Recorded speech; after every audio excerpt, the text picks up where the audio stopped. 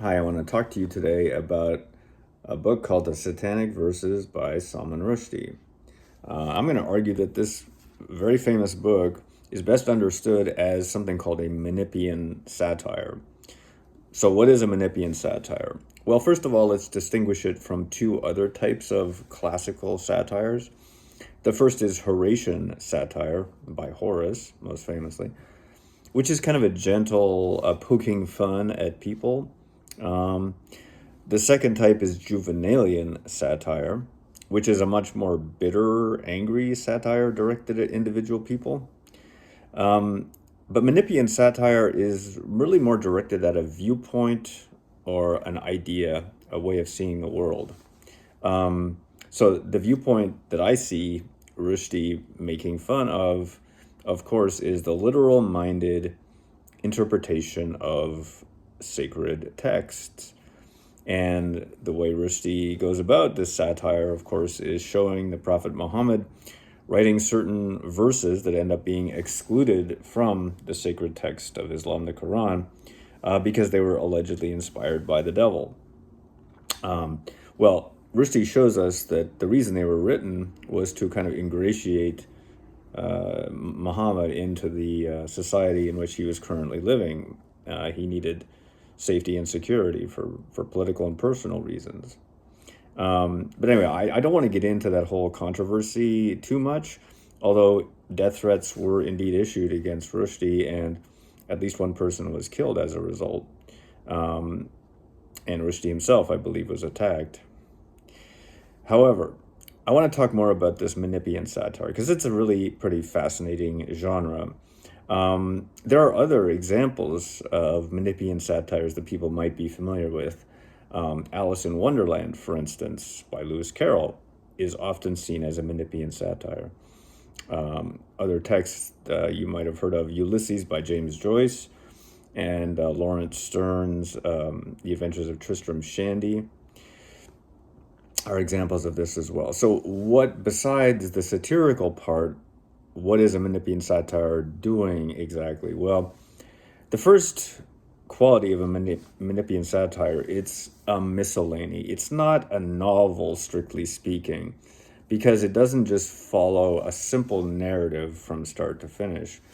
In fact, it incorporates lots of other genres into the book.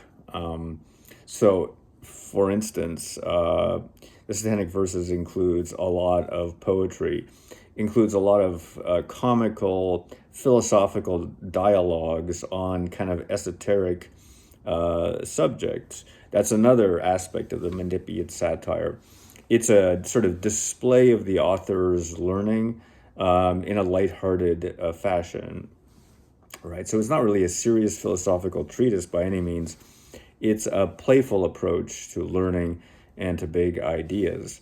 One of the controversies, if you can call it that, in the Satanic Verses is different conceptions of metamorphosis. One conception comes from Lucretius, which believes that when we change, our old self dies, and then we have to invent a whole new self. Contrast to that, the Ovidian view of metamorphosis is that we're the same soul, essentially, but we just undergo different shapes as we pass through experience. Nothing much is at stake in this distinction from my point of view, but the characters think a lot about it. Because the novel is also a lot about changes, especially changes through migration, because the characters voyage back and forth in time and space. There are parts of the novel that take place in England, and then there are parts that take place in Pakistan, and then parts that go back in time to the life of Muhammad, a historical figure. So anyway, there's a lot of shifting of places and identities that goes on in the book. Um, there's also moments of like streaming of consciousness where we get access into the characters' very unstructured thoughts, as well as lots of sort of movie-like sequences we get. So Rushdie's really playing around with narrative in the book in a way that's pretty delightful to read. It's a fun book to read.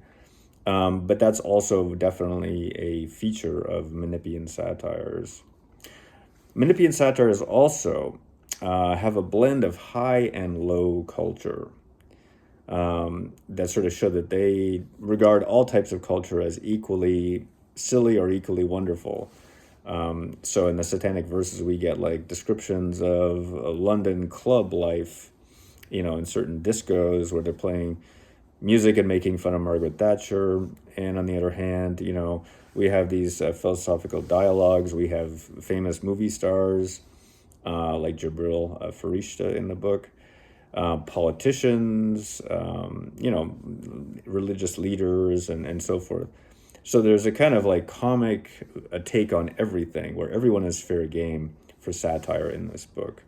There's also a metafictional and surrealistic quality to the narrative.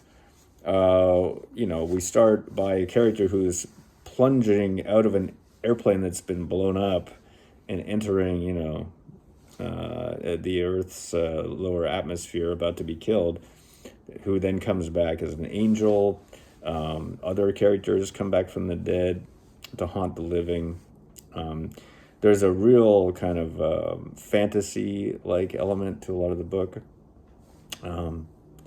It's a whole lot more complex than just, poking fun at a particular religion or religious point of view.